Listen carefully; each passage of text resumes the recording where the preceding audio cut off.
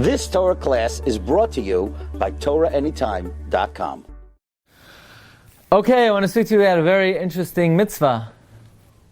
It's a mitzvah that's not so common. It's a mitzvah, I don't know if anybody here has ever seen its fulfillment. And that is the mitzvah of Pidyon Peter Chamar. Peter Chamar. Well, don't say anything bad about your mechutin. No.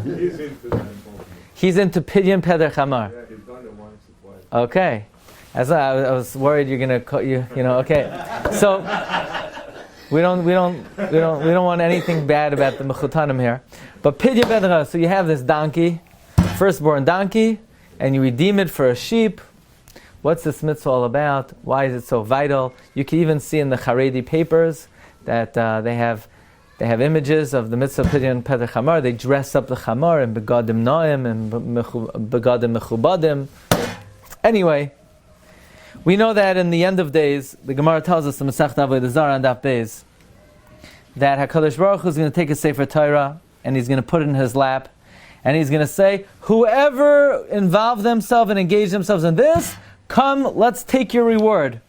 And all the nations are going to clamor and going to say, God, give us reward. We helped out the Jewish people. We assisted in the learning of Torah.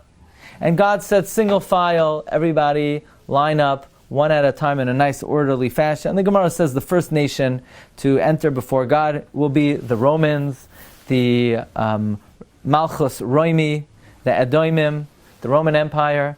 And they're going to say that, look, God, we built many stores, we made many bathhouses, we produced silver, gold, and we did everything. We enhanced society in order to assist, in order to enable the Jewish people to learn Torah. And God said, you fools, that's not what you made it for. You made the marketplaces to indulge in your illicit pleasures. Get out of here. I'm not rewarding you. And the Gemara says, why will the Romans be the first nation to enter before God? Because they are the most chashav.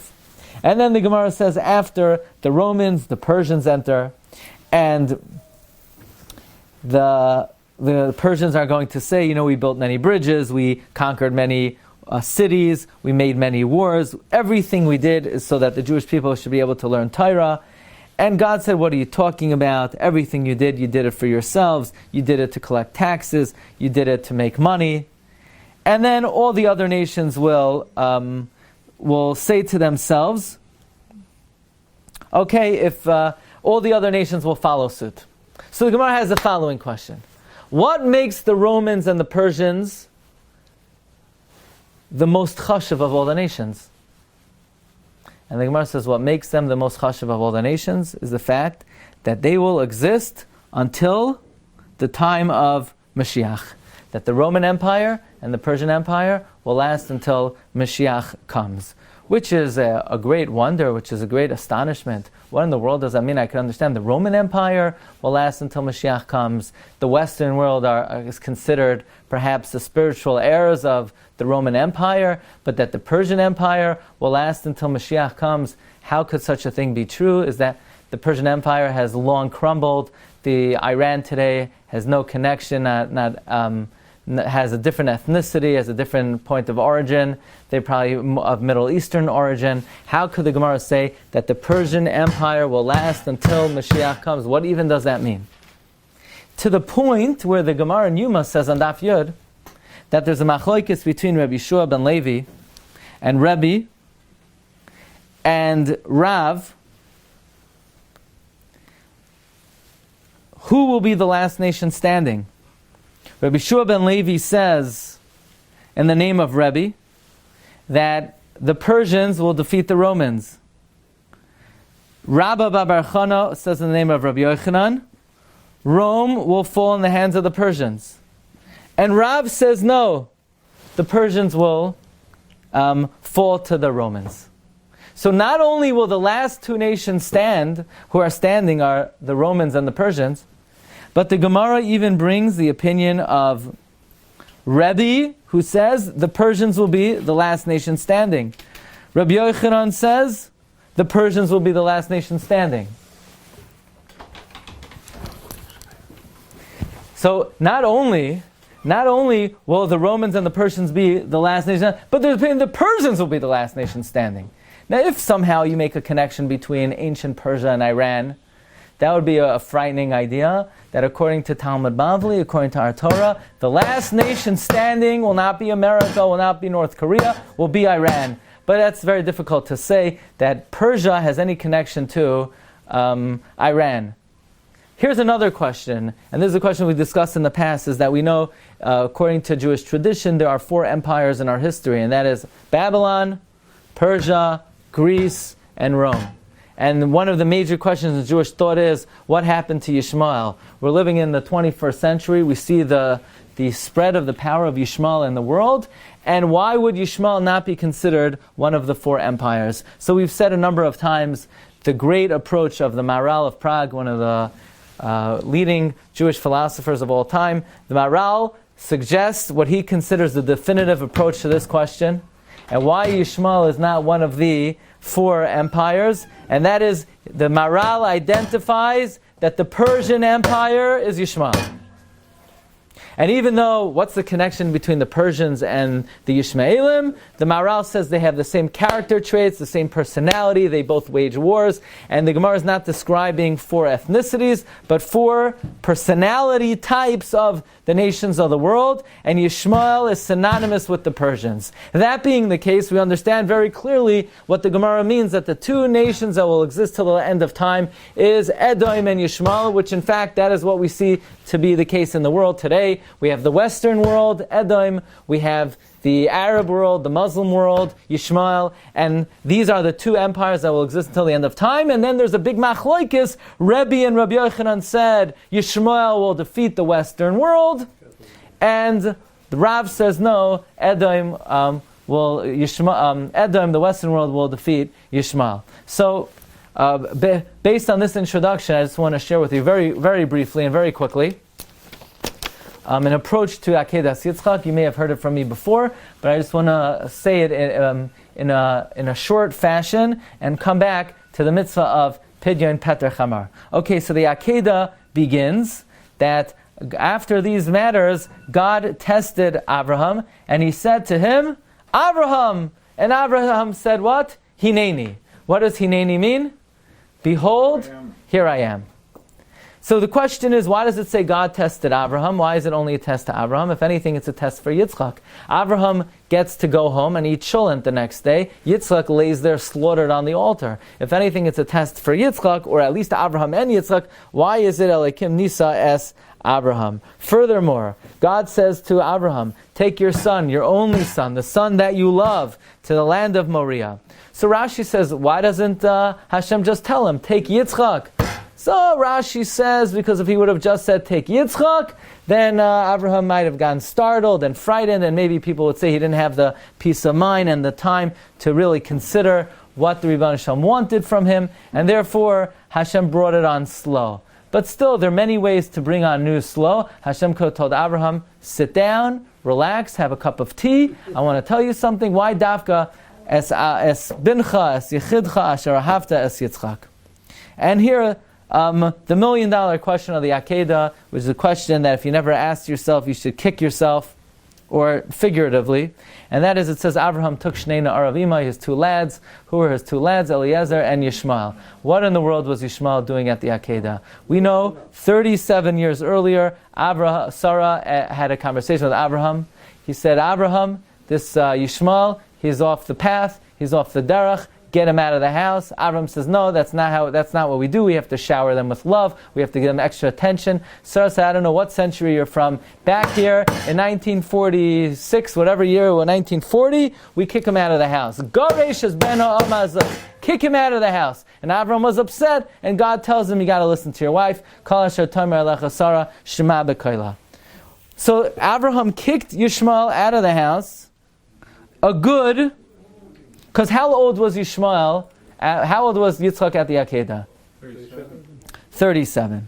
And how old was Yishmael when they kicked him out of the house? Yishmael was 14 years older than Yitzchak. So this has got to be many, many decades before. And Yishmael was kicked out of the house. And we don't find that he ever returned And what's he doing at the Akedah? Avram threw him out. V'atoimer li Avram garesh ama azos vespena. And she went to live in Midbar Param. So what's he doing at the Akedah? So Tosfos says a chiddush. Tosfos says, you know, when Hashem came to Avram and he said, Abraham, take your kid. Abraham thinks to himself, you know, I have 2 kids. But last night I got a knock on the door. And who came back? Yishmael came back. It was visiting day. Yishmael came back to visit. So Abraham says to himself, if God is telling me to take my son now, he could have if he wanted me to take Yitzchak, he could have told me 20 years ago, 10 years ago, 5 years ago. Why is he telling me tonight that I should take my son? Obviously he means Yishmael, because if he wanted me to take Yitzchak, why would he wait until Yishmael came back? But Hashem says, no, that's not who I mean. I don't mean Yishmael, I mean Yitzchak. So if Hashem meant Yitzchak, why did Hashem orchestrate that should be the night specifically that Yishmael came back to the house? Hashem must have had a very deep and complex plan in bringing Yishmael back to the house on that very evening when Hashem told Abraham, Tachna es bincha es yichidcha asher ahavta. Okay, so now we come further on in the episode, and they're heading toward Mount Moriah. They're heading to the mountain. And Abraham looks up and he sees the Shechina. Vayeira es hamakoim merachik. And he turns to Yishmael. You see what I see? And Yishmael says, I don't see nothing. He turns to Yitzchak. He says, you see? He says, Avada. So he says, Yishmael, you don't see? Shavu lachem payim hachamor. Stay here with the donkey. You know what you're like? You're like a donkey. And the Gemara in Kedushin darshans from here that somebody who's the product of a Gentile has halachic status of a chamar. Someone who is married to a Gentile woman, the child is not considered Jewish, the child is not considered part of our people, and they have the status of a chamar. It's interesting and quite telling that Chazal specifically expound this drasha at this juncture in time. Meaning the Torah could have told us anytime and anywhere that if a man marries a non-Jewish woman, the child is not considered Jewish. Why specifically at this juncture does the Torah tell us this drasha, Am Hadoim Elachamar?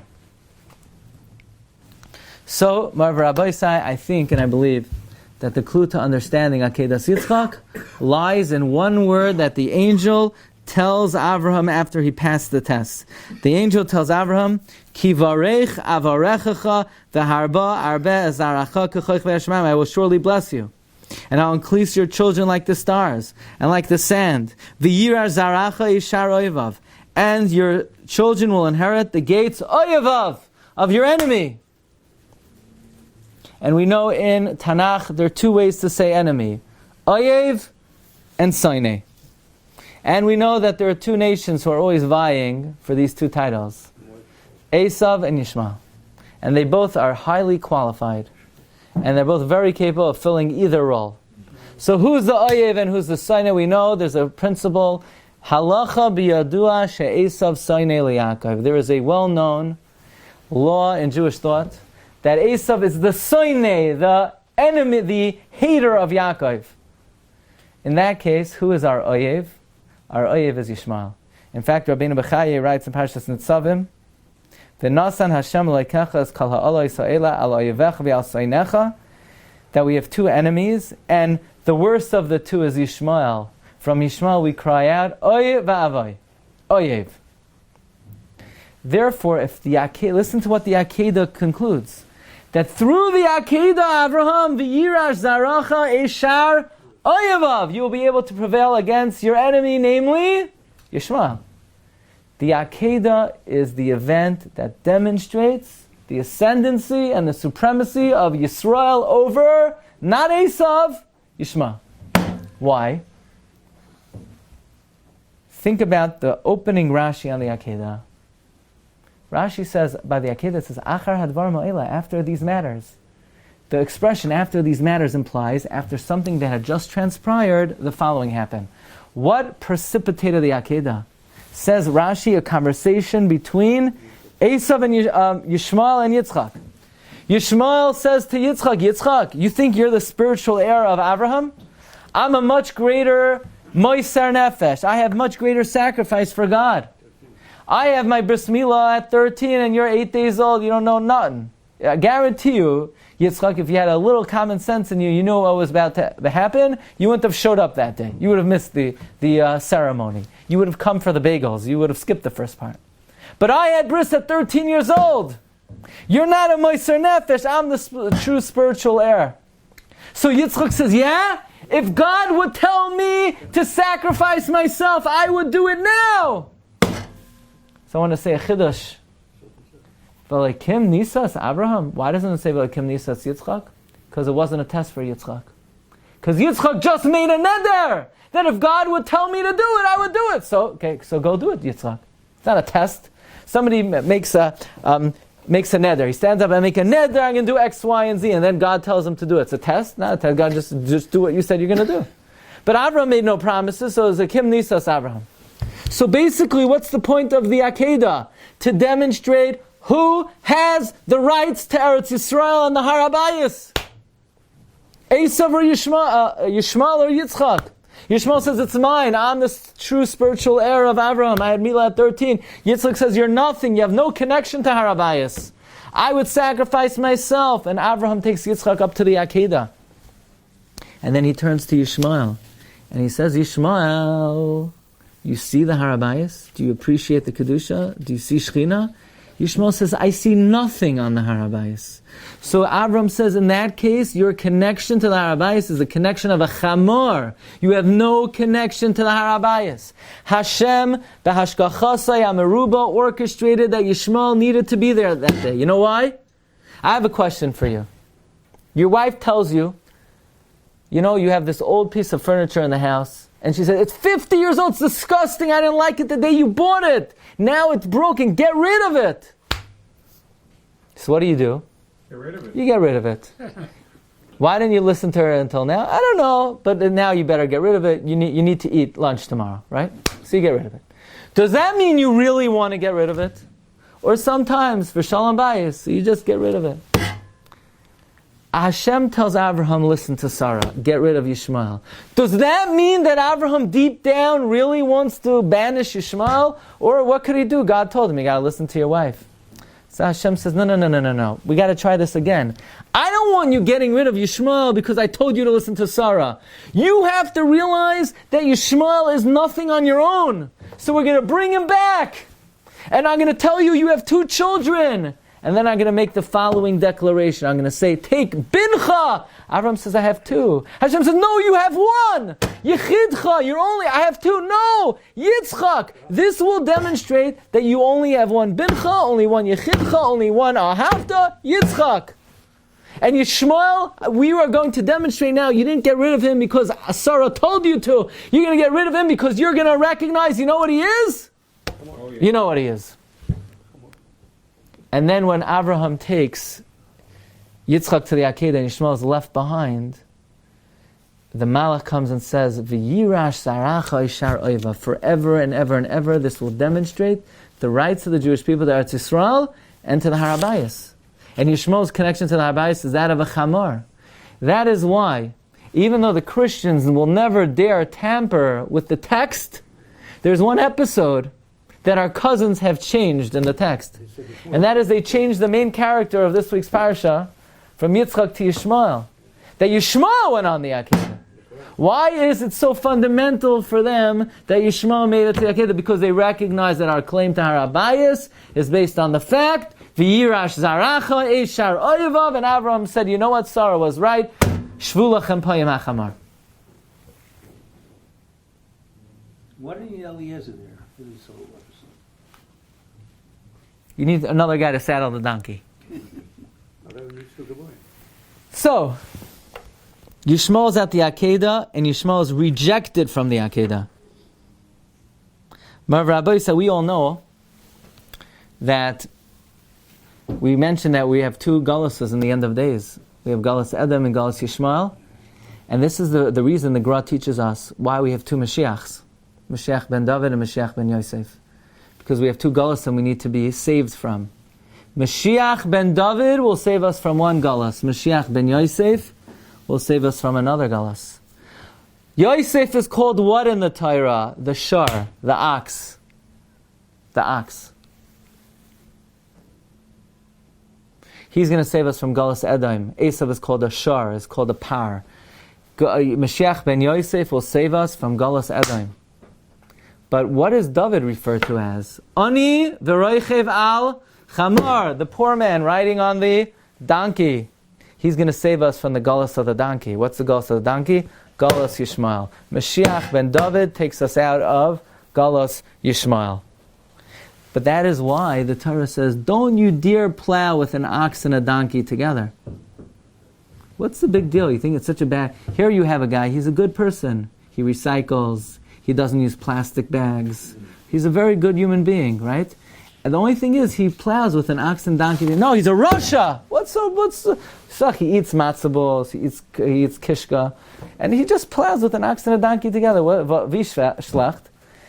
The ox is Esav, the donkey is Yishmael. The Gra says if they would ever come together, they would destroy the whole world. Even when Esav went to marry the daughter of Yishmael, Chazal say Hashem had to be Mesares and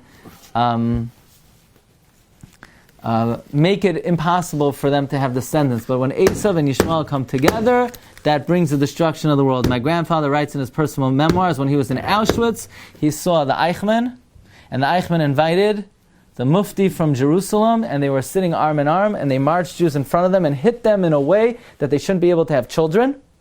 And this was their entertainment. And my grandfather writes, look what happens when Esav and Yishmael comes together, destroys the world.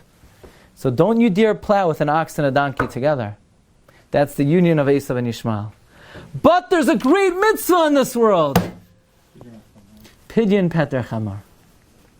Think about what happened at the Akedah. The Chamar wanted the downfall of the Seh. Who's the Seh? Klal Yisrael, Yitzchak. Halakim Yiraloi Hasebani. So the Chamar wanted the downfall of the Seh. But what did Hashem do? Hashem exchanged the Seh for the Chamar. Hashem said, Chamar, stay behind. The Seh will be elevated. So when you have a firstborn donkey, you redeem it with a Seh. This is from the Sefer Karban Eliyahu of the Baal Sheva at Musar. That when the mitzvah of Pidyon Peder Chamar is a reenactment of the Akedah, the demonstration of the ascendancy of Klal Yisrael over Yishmael at the Akedah. And this is a mitzvah, a rare mitzvah, but nevertheless, one of the 613 mitzvahs is never to forget the fact that it is the Akedah that gave Klal Yisrael its supremacy over Yishmael. And therefore, Rabbi Akiva goes up to the Har HaBayis, and he saw something that made him laugh. He saw something that he found very humorous. And that is, he saw Shualim on the Har HaBayis. And we've mentioned from the parish of Rav Binyamin Vitali, called Aloin Bachos, on Eicha, he says, Shualim are Oisiyos Yishmael.